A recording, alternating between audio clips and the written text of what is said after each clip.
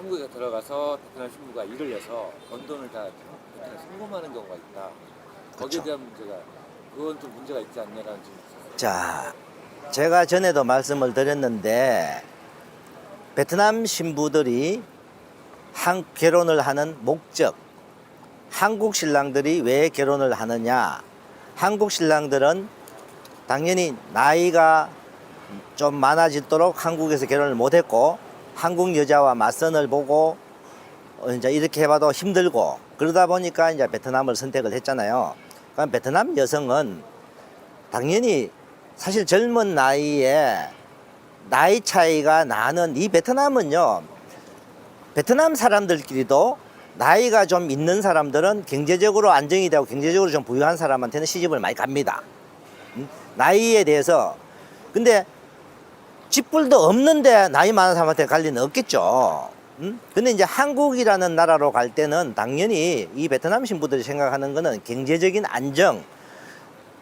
안정을 찾다 보면 그게 베트남에서는 신분 상승이니까. 근데 이제 한국에 와서 신랑들이 이제 돈을 이렇게 베트남으로 보내주느냐. 옛날에는 그렇게 좀 했던 경우가 많았어요. 근데 지금은 이제 신부들도 이제 아기 낳고 돈을 벌기도 하고 부모님들도 한국 와서 이제 돈을 벌고 이래 하잖아요. 근데 제가 생각하는 그래요. 그 기간이 그렇게 길지는 않습니다. 애들이 학교 들어가기 이전이지 학교 들어가기 이후는 되면 이제 애들 밑에 돈이 막 들어가잖아요. 그러고 그때 되면은 그 정도 되면은 부모들도 와서 돈을 벌고 아마 베트남도 이미 생활이 안정화가 돼버리면 안 보내요. 그때까지는 신부가 그렇게 보내더라도 신랑이 모른 채 하라는 거죠. 그걸 한국에서처럼 맞벌이를 했으니까 맞벌이 한 걸 갖고 두 사람이 같이 생활비 쓰고 같이 돈을 모아가고 좋죠. 좋은데 그 몇 년 동안은 신부 가정을 위해서 신부 처갓집을 위해서 보내주도 신랑분이 아무 소리 안 하고 당연히 처갓집이 좀 이제 안정이 돼야 이 신부는 한국에서 잘 살아요. 처갓집이 안정이 안 되면요 무조건 한국 가정이 힘들어집니다. 신부들이 살다가 가출을 하는 이유 첫 번째가요, 처갓집 경제적인 안정 안 되는 거예요. 왜? 신랑분이 돈도 안 보내주고 여건도 안 만들어주고 신부 일하러 가는 것도 못 가게 하고, 그러면 이 신부는 이 신랑과 살아봤자 비전이 없는 거예요. 그렇죠. 목적보다도 신부는 자기 부모들의 일단 안정이 되면은 자기는 한국에서 이제 가정생활에 충실할 수 있어요. 1차적인 그 안정을 먼저. 그러면은 신랑분이 신부가 벌었던 돈을 안 보내게 하려고 하면 신랑 돈 많으면 신랑 돈 가지고 뭐 목돈 한번 지어줘요. 그럼 거기서 베트남 경제적으로 안정돼 버리면 신부 안 보내죠. 그 한국 사람 오해가 그건 것 같아요. 베트남은 계속 평생 지원해야 된다. 이런 오해를 갖고 있는 것 같아요. 자, 한국에서 사시는 분들 중에 10년, 20년 살았어요. 와이프하고. 그동안 그 사이에 베트남 부모님들 가정이 경제적으로 안정을 찾으면은 그 이후에 매달 보내주고 뭐 1년에 몇 번 보내주고 하는 분들이 누가 있어요? 명절 때 당연히 그거는 부모님 용돈으로 보내는 거는 당연한 거고, 한국에 내 부모한테 용돈 드리듯이.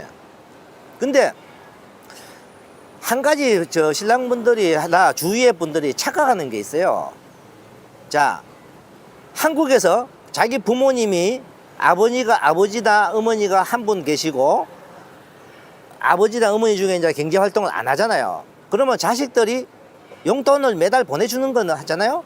근데 내 부모 용돈을 매달 보내주는 건 당연해. 그러면 베트남 부모들한테 나중에 용돈을 좀 보낸다? 그건 문제가 있는 거야. 왜 그래요? 제가 생각하는 거는 하잖아요. 똑같은 부모, 내 부모 똑같고 베트남 처갓집 똑같아요. 내 부모한테는 명절 때 용돈 100만 원 보내. 베트남 처갓집에는 10만 원 보내. 그 말이 돼요? 근데 보통 일반 사람들은 베트남에 명절 때 좀 보냈다 어떻게 했다 그러면 베트남에만 돈을 퍼주는 줄 알아요. 한국 분들요, 한국 분과 결혼해 사는 분들 잘 보세요. 잘 생각해 보세요. 한번 한국 여자와 살 때 처갓집을 위해서 얼마가 돈이 쓰이느냐. 베트남 결혼보다 더 많이 쓰는 분 많아요. 액수가 크죠 일단. 그러니까 저는 모르겠어요. 주위의 신랑, 제 신랑들한테는 그렇게 해요. 당신 부모한테 하듯이 똑같은 방식으로만 베트남에 하세요. 근데 주위의 분들이, 보는 분들이 그걸 그렇게 안 보죠. 왜? 내 부모, 한국에 있는 내 부모한테 하는 거는 일단 생각을 안 해버려요. 베트남 처갓집에 해주는 것만 생각하잖아요. 그러면 그 신랑 보고 당신 부모한테는 어떻게 해주느냐? 당신, 그러면 그 신랑은 아마 내 부모 내가 모시고 살아요. 그 모시고 살면은, 그러면 당신 처갓집 장인 장모 모시고 살래? 그렇게는 안 하잖아요. 그렇게 할 사람은 없겠죠. 네. 근데 왜 자꾸 베트남, 한국 그걸 자꾸 비교하기 때문에 그런 거예요. 비교하기 때문에 평생 처갓집에 돈을 준다? 내 부모한테는 나이가 들면 들수록 더 용돈 더 드리잖아요. 그러고 베트남에요. 처갓집이 부자라도 우리가 왜 부모들한테 명절 때 그냥 세뱃돈으로 명절에 부모들이 자식한테 주듯이 자식들도 그냥 명절 때 당연히 인사차 주는 거잖아요. 저도 그렇게 하고 있어요. 내 부모님한테 명절 때 좀 드리고 뭐 장인 장모한테도 드리고.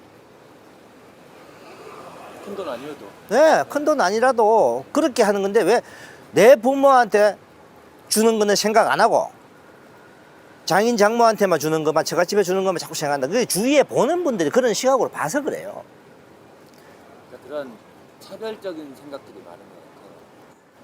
그러니까 한국 결혼, 중매로 결혼하고 중매회사에 돈을 주고 결혼을 해도 괜찮고, 외국 결혼은 결혼업체에다가 돈을 주면은 자꾸 매매혼이다 소리가 나오죠. 똑같은 중매예요. 외국 결혼을 하는 그 시각, 보는 시각이 잘못된 거죠. 그걸 저는 솔직하게 해요. 그렇게 보는 사람들 시각 뜯어 고쳐야 돼요. 나중에 자기들 가족 중에 누가 국제 결혼을 한 사람이 나올 때는 그런 소리 못 할 거예요.